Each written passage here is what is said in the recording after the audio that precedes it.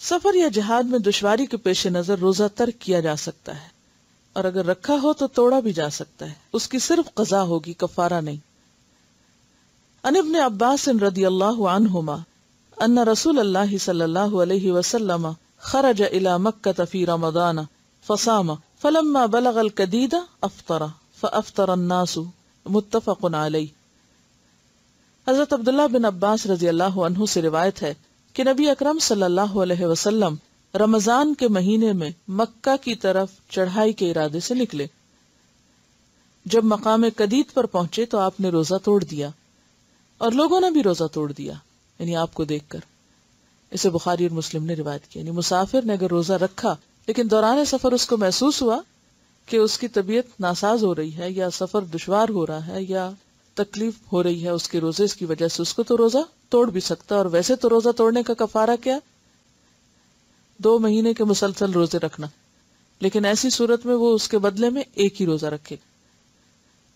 اسی طرح اگر کوئی بیمار ہے، اس نے روزہ رکھ لیا اور درمیان دن کے، یا بیمار نہیں، صحت مند تھا، صبح ٹھیک تھا، اس نے روزہ رکھا اور اچانک دوپہر کو طبیعت خراب ہو گئی، اب اس کو دوا چاہیے یا ضرورت ہے اس کو کچھ کھانے کی، تو ایسی صورت میں وہ اپنی بیماری کی وجہ سے کیا کر سکتا ہے؟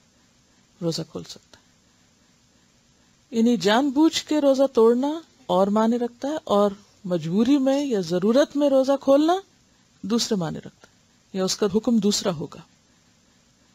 بڑھاپا یا ایسی بیماری جس کے ختم ہونے کی توقع نہ ہو، اس کی وجہ سے روزہ رکھنے کی بجائے فدیہ ادا کیا جا سکتا ہے۔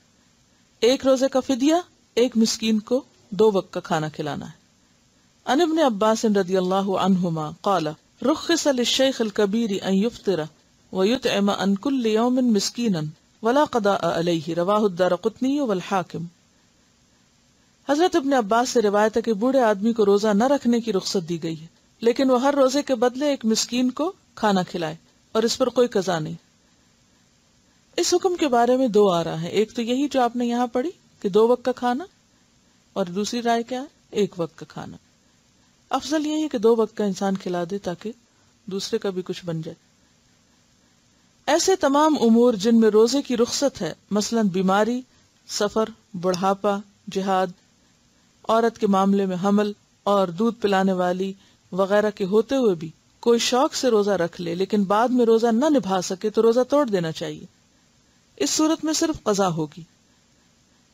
عن جابر بن عبداللہ رضی اللہ عنہما قال کان رسول اللہ صلی اللہ علیہ وسلم فی سفر فرأى زحاما ورجلا قد ظلل علیہ فقال ما هذا فقالوا صائم فقال ليس من البر الصوم في السفر، متفق علیہ۔ حضرت جابر بن عبداللہ رضی اللہ عنہ فرماتے ہیں رسول اللہ صلی اللہ علیہ وسلم نے دوران سفر لوگوں کا ہجوم دیکھا، یعنی کسی جگہ لوگ اکٹھے ہوئے پڑے، لوگ ایک آدمی پہ سایہ کیے ہوئے تھے۔ رسول اللہ صلی اللہ علیہ وسلم نے پوچھا کیا بات ہے، یہاں کیا ہو رہا ہے؟ لوگوں نے عرض کیا روزہ دار ہے۔ آپ نے فرمایا دوران سفر روزہ رکھنا نیکی نہیں ہے۔ اسے بخاری اور مسلم نے روایت کیا ہے۔ یعنی اپنی جان پر زیادہ ضرورت بوجھ ڈالنا اور مشقت میں پڑنا یہ کوئی نیکی کی بات نہیں ہے۔ لا یکلف اللہ نفسا الا وسعها۔